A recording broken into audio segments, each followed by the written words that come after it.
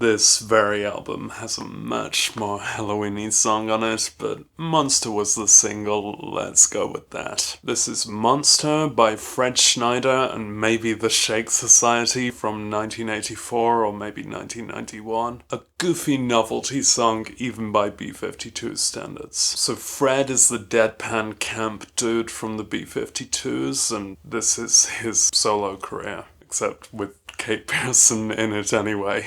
It's cute and childish and kooky new wave. It's got an asinine riff that goes on for nearly the whole song, and the vocals follow that riff, and they go, "There's a monster in my pants, and it does a nasty dance. When it moves in and out, everybody starts to shout." See, it's a bit about his dick being a monster. It's in his pants. I am actually wearing pants. Pants is American for trousers, but that's still where dicks go. I learned that at school. It's not a metaphor I'd go for. I'm not sure dicks dance, and it really does make him sound like a sex pest. But that's what it is. It's a monster in his pants. Either it's genital lice or it's genitals. I can be pretty bad at noticing innuendo because I just don't encounter genitalia all that much. Not on purpose. But even I can hear the pants bit and guess that it's meant to be his dick, which does a nasty dance, and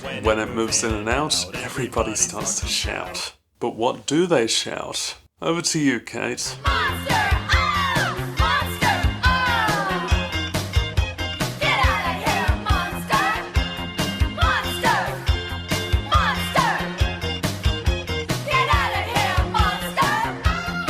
The timing of the lines in Kate's bits is so oddly off. Like, it's not a consistent chorus, it's different each time. It sounds like improv, unplanned, but it's double-tracked and it's mimed along to in the video. This is exactly how these bits of the song go. Oh no, a monster! Oh no!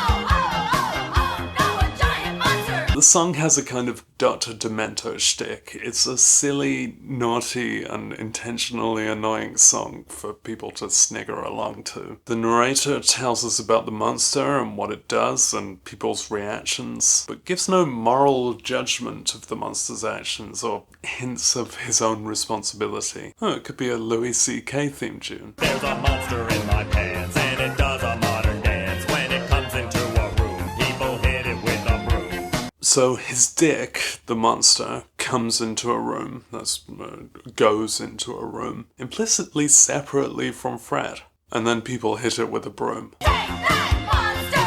Take that, monster! Take it! Take it! Take that, you awful thing! Take that! Oh! Take that! Oh! Take it! Take it!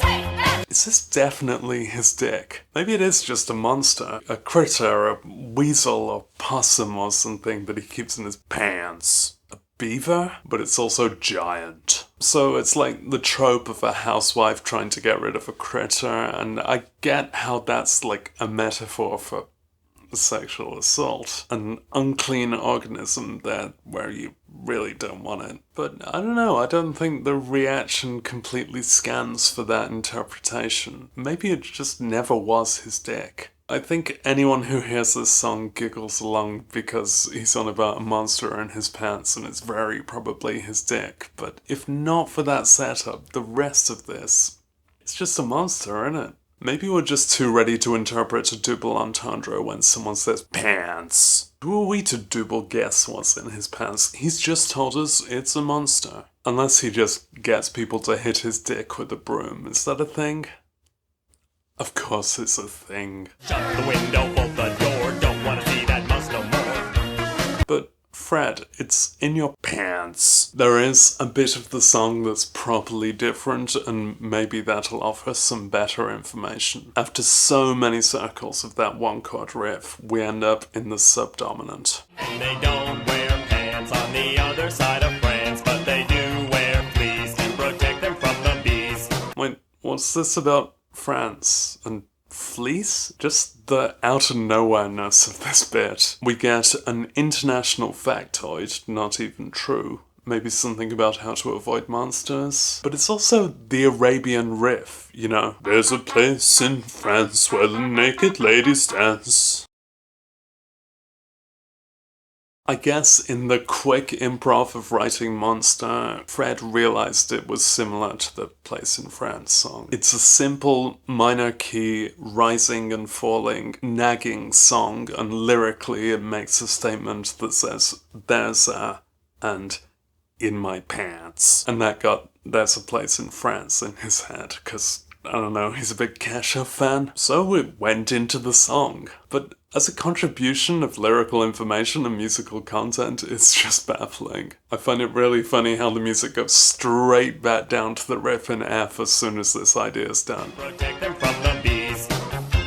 It just sounds so resigned to the grind of the monster in his pants. And what are we learning if those on the other side of France don't wear pants? I guess not wearing pants means there's no monster habitats, but there are still beasts around. That's why you wear your fleece. Of Fred's monster, we get to learn a bit more in the longest and closing verse. There's a monster on the run, and it wants to have some fun. When it flies up in the air, all the people stop and stare. The guys give a yell, and the girls start to shriek when they see its giant claws and its razor-sharp beak. Claws and a beak. It never was a dick, right? That's just your dirty mind. Do dicks have claws and a beak? All it was a monster in his pants that does a nasty modern dance, and it goes in and out, and it scares men and girls. Flies, but not the flies in his pants. And wants to have fun.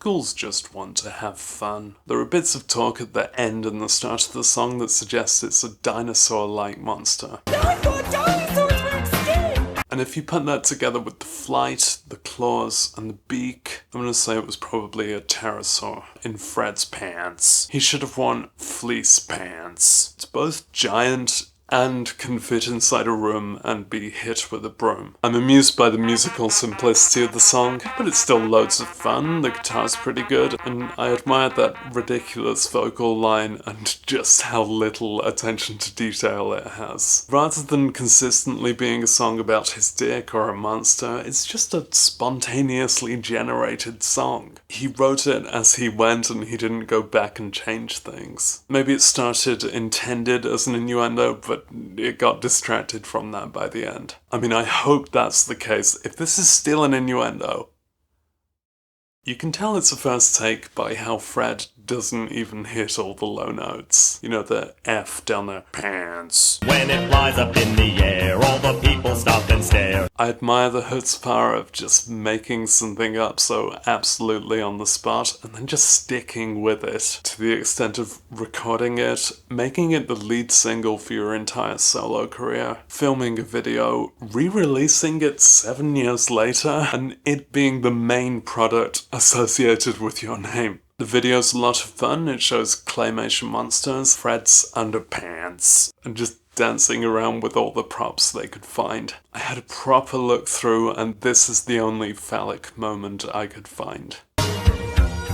If Fred meant this to be a dick song, it wouldn't have all of these undicky details. It's just a completely silly song in the manner of nonsense rhyme, playground chants, or indeed most of his B-52's songs. Anyway, if a monster is a dick, that really recontextualizes some of the songs called Monster. Boy is a monster. I'll stop the highway from turning into a monster.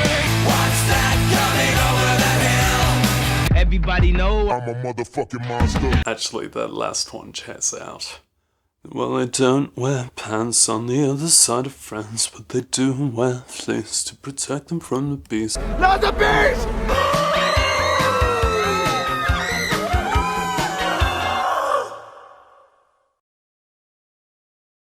Pants.